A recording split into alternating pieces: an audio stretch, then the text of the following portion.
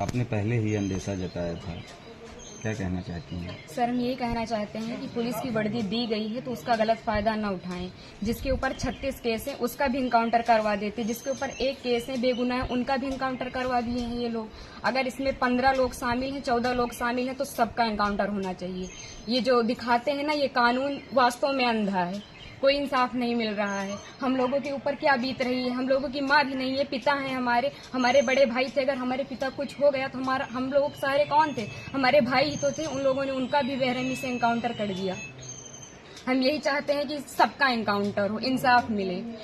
इस सरकार में हम अभी तक तो सरकार के खिलाफ कुछ नहीं बोल रहे थे, लेकिन वास्तव में जो हो रहा है बहुत गलत हो रहा है। ये नहीं होना चाहिए, चाहे फिर इसमें विपक्षी पार्टी हो या फिर कोई भी हो, कोई भी नेता हो, जो करवा रहा है बहुत गलत करवा रहा है। हम लोगों को इंसाफ मिलना चाहिए, ऐसा नहीं होना चाहिए था। जो किए हैं बहुत गलत किए हैं। भगवान तो उनको सजा देंगे ही, लेकिन उनको भी सजा मिलनी चाहिए कानून की तरफ से। अगर कोई गुनाह करता है तो उसकी सजा कोर्ट देता है, ना कि पुलिस ऐसे इनकाउंटर कर देगा। आपके भाई का क्या स्वभाव था, किस तरह से, कैसे आप लोगों के बीच में रहते थे वो? सर, हमारे भाई का स्वभाव एकदम सरल था, पढ़ने लिखने में भी अच्छे थे। हम लोगों के साथ एकदम फ्रेंड के जैसे बिहेवियर उनका था, और गए थे तो बात भी होती थी, और हम लोगों से बहुत ज्यादा उनको लगाव स्नेह था, जैसे कि हर एक भाई बहन में होता है।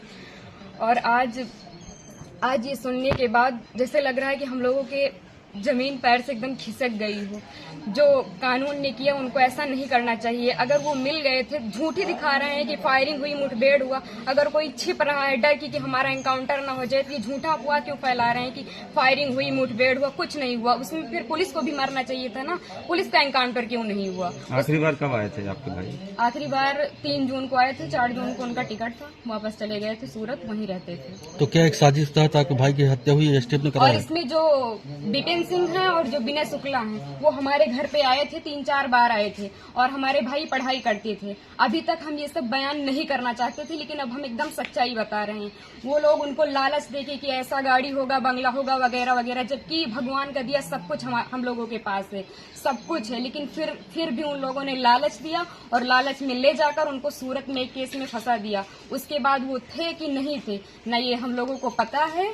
ये तो सिर्फ जिन लोगों ने करवाया उनको पता है, विपिन सिंह और विनय शुक्ला को, और या तो भगवान को पता है वो सच था कि झूठ था। अब तो इनकाउंटर कर ही दिए हैं, जीवित तो कर नहीं सकते हमारे भाई को। बस हम ये चाहते हैं कि जिन्होंने इनकाउंटर किया उनके ऊपर केस होना चाहिए, कि अगर कोई गुनाह होता है तो उसकी सजा कोर्ट देगा, ना कि एसटीएफ वाले या फिर पुलिस वाले। बस हम यही चाहते हैं।